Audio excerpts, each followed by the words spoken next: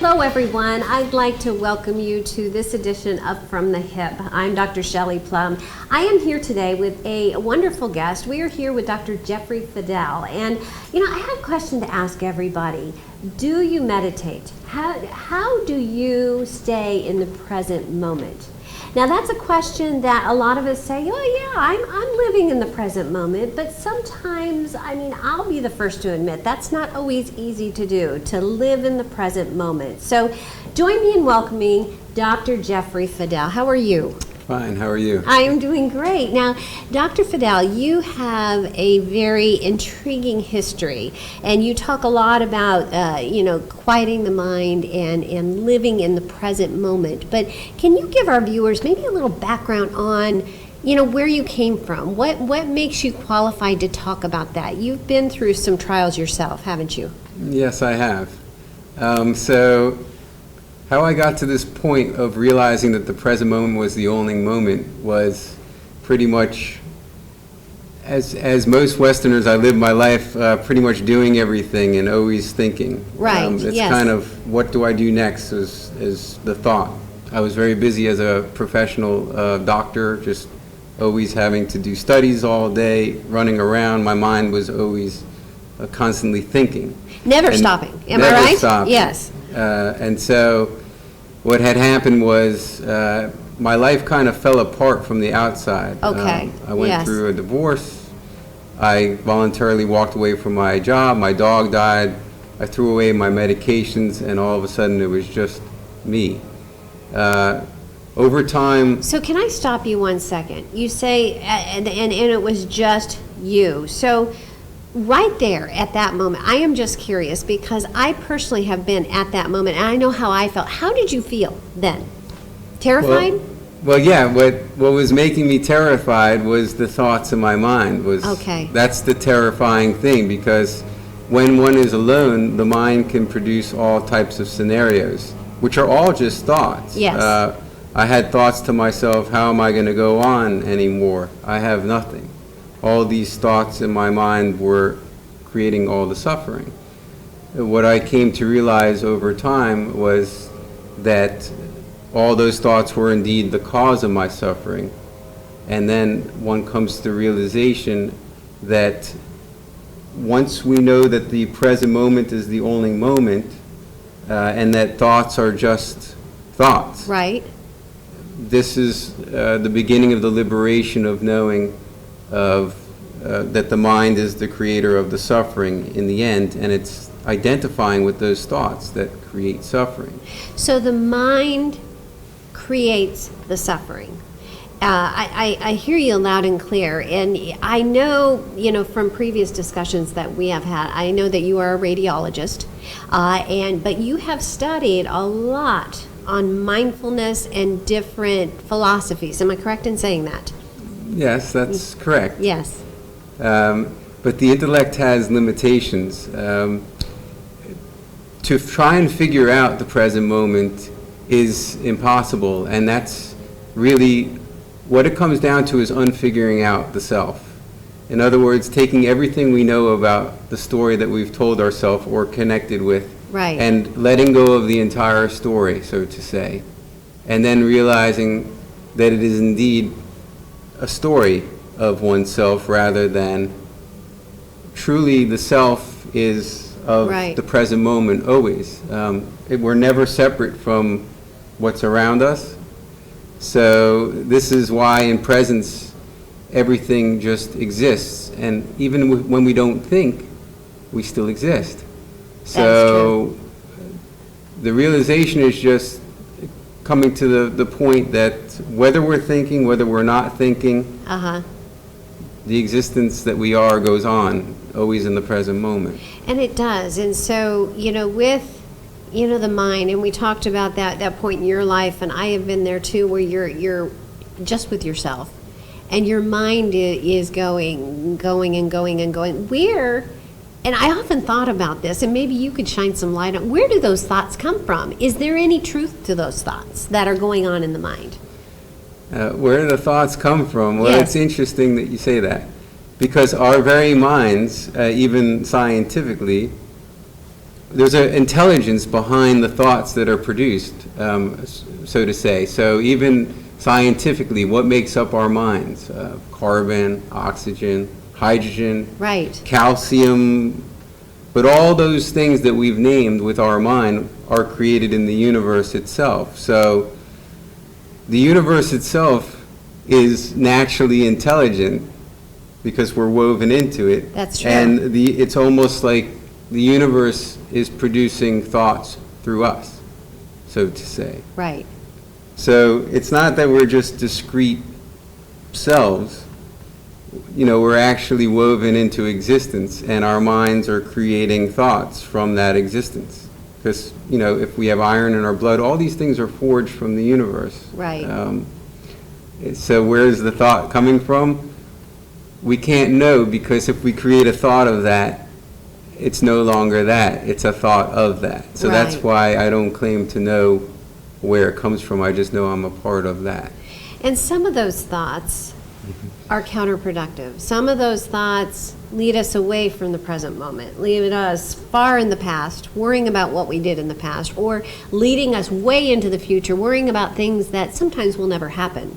So you know how to, or have steps that can be taken to silence that mind chatter, that's what I call it, and take steps towards focusing on the present moment.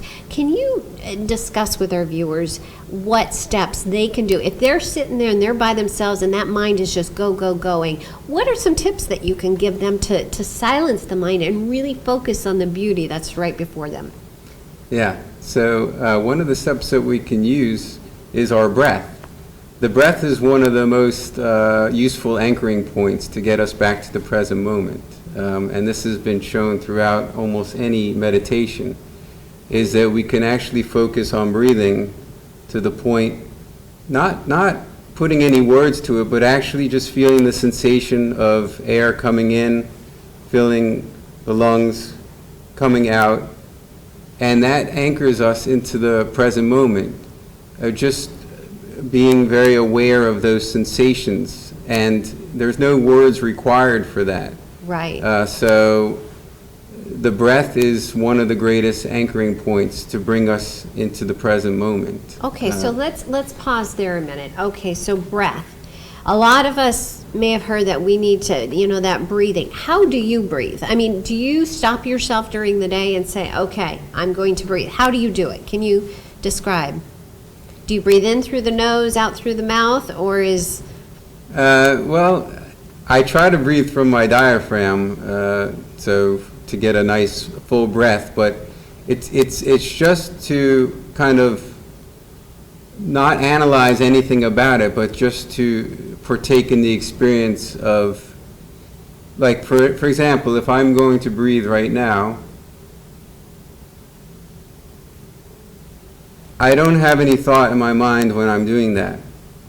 In other words, I'm feeling the sensation of air coming through and then going back out without thinking about it. So this will anchor me into the moment. Even right now, if I look around, I look at you, or I look at anything around me right now. Right. The mind has a tendency of naming things or trying to figure things out. Right. But we can simply look around and not name anything, just to experience. Right. In a purely sensory method without having to analyze, because the mind loves to figure out things, name things, analyze things, what have you. It's a habit, so to say. So to just allow the mind to settle down with no thought and just go into a pure sensory experience. Yes. That's the practice. And then understanding that this is the only moment that ever is, this moment of now, and how very transient that moment of now is, because it's always gone. There's no way to capture it. Right. The mind might want to hold on to something. Oh, this is... Right. But then it just becomes the mind's thoughts. It becomes what you're holding on to is a thought of something, because now it's now again. So the practice of non-attachment is just allowing the mind to just always let go of everything and bringing the next moment of now, which is now. So resist that urge to deviate off into what your mind is thinking about. You know, you're talking, and I'm realizing a mistake that I'm making with my personal breathing, and I'll share it with you, is that it's more with regards to breathing, it's more of being aware of that breath and not necessarily worrying about if I'm doing it correctly. Because when you do it correctly, you worry about doing it correctly, well, you're no longer in the present moment, are you? Yeah, that makes absolute sense. Yes, because the mind's thinking then, am I doing this right? And again, we're in thought. Right. There's no right or wrong way to do anything, really. The most important thing is just whatever it is we're doing to bring the mind's attention to that and no longer have the mind analyze or criticize or somehow create some kind of chatter. Just be present. And if the mind thinks, which it loves to do, to let the thoughts just go by without attaching to them. In other words, a lot of times one might be meditating and there might be a thought, oh, this is boring, this isn't doing anything for me. Now, if we identify with that thought, what do? We listen to our minds and then we go to the refrigerator to, eat pizza and say to ourselves, that meditation doesn't really do anything. Again, attaching to thought. But we can sit for meditation for 5 hours and let every thought go by. We don't have to act on our thoughts. That's true. And this is kind of a practice, is to be able to sit for periods of time and not attach to any of those thoughts that might direct our being to go where the mind wants to take it. Today's society, and you'll probably agree, because in the medical field, it's go, go, go. I mean, there are days, and I have to check myself where, I'm going all day, and it's really difficult to slow down. So, having said that, I'm curious, how often do you personally meditate? Well, for me, meditation is just life. In other words, I'm always in the now. I always practice knowing that. So if whatever it is I'm doing, even if I'm playing the piano, I just try and bring my mind's attention. I think there's, some people call it the zone or what have you, but it's bringing the absolute attention to whatever it is we're doing. So even this interview in a way is a meditation, because my mind's not thinking about what I'm going to do tomorrow or what I've done this morning. My attention is on this before me, because this is where life is. So it's bringing the mind's attention to whatever it is, whether we're in meditation or not in meditation. It's kind of life is the meditation, because this is the moment. So that is such a unique point of view with regards to meditation. I absolutely love that. And with regards to that thought that you just said, all of us out there, well, most of us, are really on a journey for the most part, life's journey, and all of us have a different journey. How, in your opinion, does really focusing on being in the present moment and really enjoying what's in front of us, how does that affect our journey, our success in life?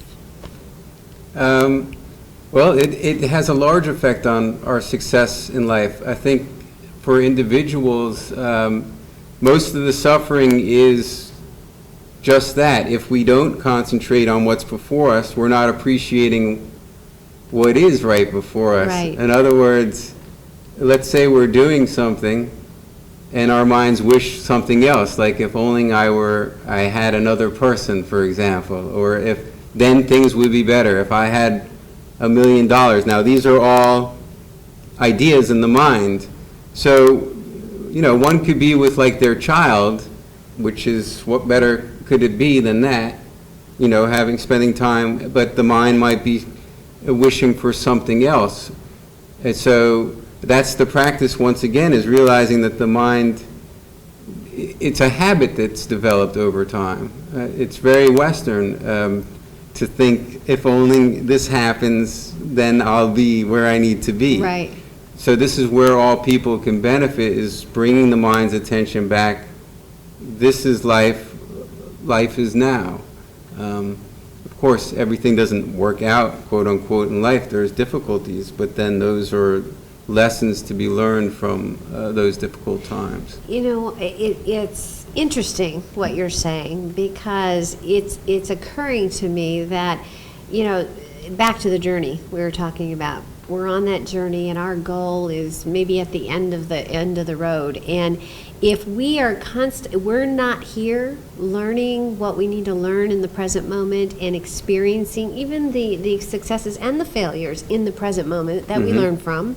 If we're in the past or in the future and not really focused here, how can we possibly get to there, if that makes any sense? Because the present moment is so important, because that's where we learn. That's how we continue on our journey. Take the next step. What do you think? No, I agree with that. It's the journey, it's not the destination. And I mean, that's like a pun, so to say, but it's true that, of course, we can think about what our destination must be, but if we're only concerned about getting someplace but not enjoying the means of getting there, or not engaged in the means, then our life just becomes, trying to get somewhere, and then trying to get to the next place, rather than living the entire journey. Because there's nowhere to get. There's nowhere to go. True. Here is where it is, always. So we might think, oh, we've accomplished it, but then what? Then we have to look for the next accomplishment. Well, so then to just be, that life is just, it goes, and we're of that. Well, you think about it, and it's interesting, isn't it? Because on that journey, we get to our destination. Well, where are we? We're still in the now. Right. So what you're saying makes absolute sense. Right. What we've achieved is what our minds came up with, so to say. You know, we can have an idea, I want to be president of the United States. Now, that's an idea, right? But then, okay, so we set that goal in our mind, and then we do the things in the present moment that is required to get to where we want. But where we want is the idea in the mind, but how to get there is always in the moment of now, because everything that we do, it might take a couple of years, but everything that we do, is always in the now. It's useful to use our minds to think about what we might want to do in the future. But even when we're thinking, that occurs in the present moment. So thought is a useful tool, but it's just that we're not our thoughts, so to say. The thoughts are the tools or a means to achieve certain things. Right. But that's what they are, because no one can see another person's thoughts.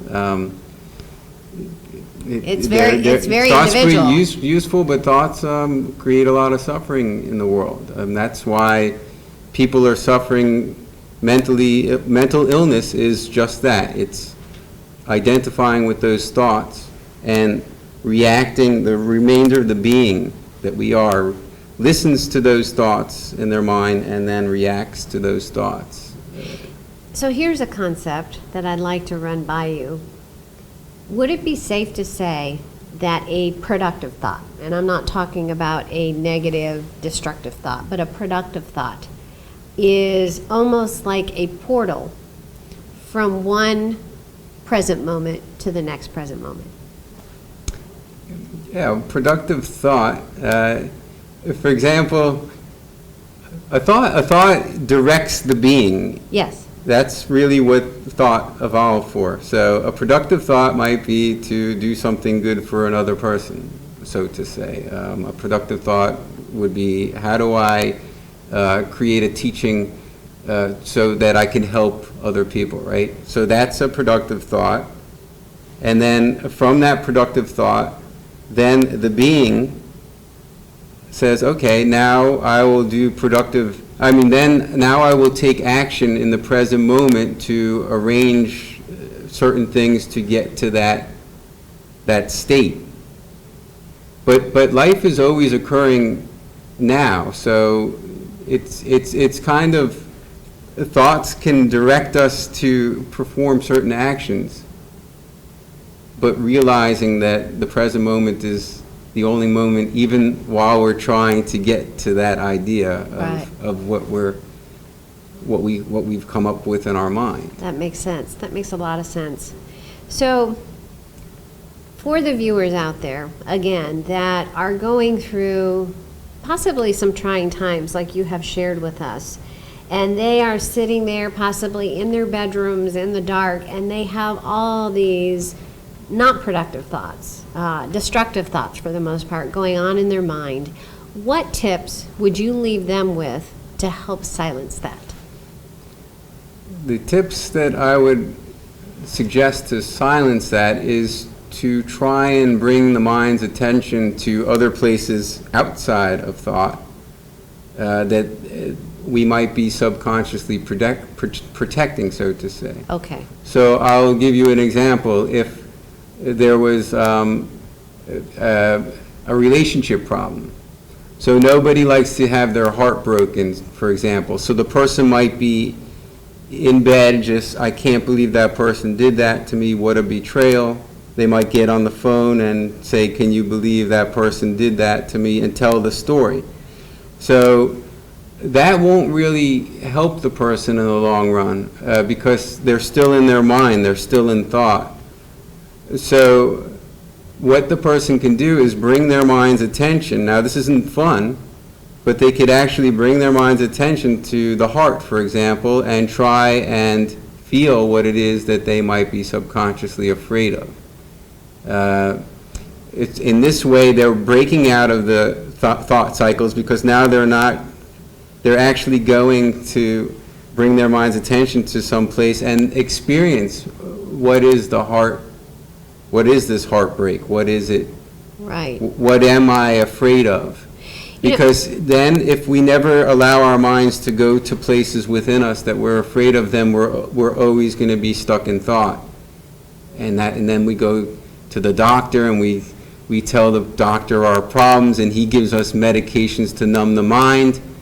But it's everything staying in the mind. It's not learning the rest of the being that we are, which is more than just our thoughts. We're not just a walking brain, so to say. No, it's true. And then, another tip, and this is something that we touched on in a prior conversation, is I would imagine that one tip for focusing on the here and now has a lot to do with forgiveness, that internal forgiveness, making it not just like you were saying earlier, with me, as you were talking about, not just accepting forgiveness or forgiving someone else, but really truly forgiving ourselves. Yes. Can you comment on that? I think forgiveness is the greatest medication we could give ourselves. It's more powerful than any prescription drug, no matter what. And that means forgiving inside of ourselves. What that entails really is coming to the understanding that if we hold a perception that someone has wronged us, or a perception that we have done wrong onto another, in the long run it won't help us in any regard. What happens is that these are thoughts, and they could be very powerful thoughts, like even dating back to childhood. It could be a vision of something that might have happened with your mother or your father. And by not forgiving that, one could become a prisoner to a thought in the mind, because we can bring up that thought and our whole entire body reacts to it. It's almost like adrenaline and a sympathetic overdrive, so to say, that just stays with us.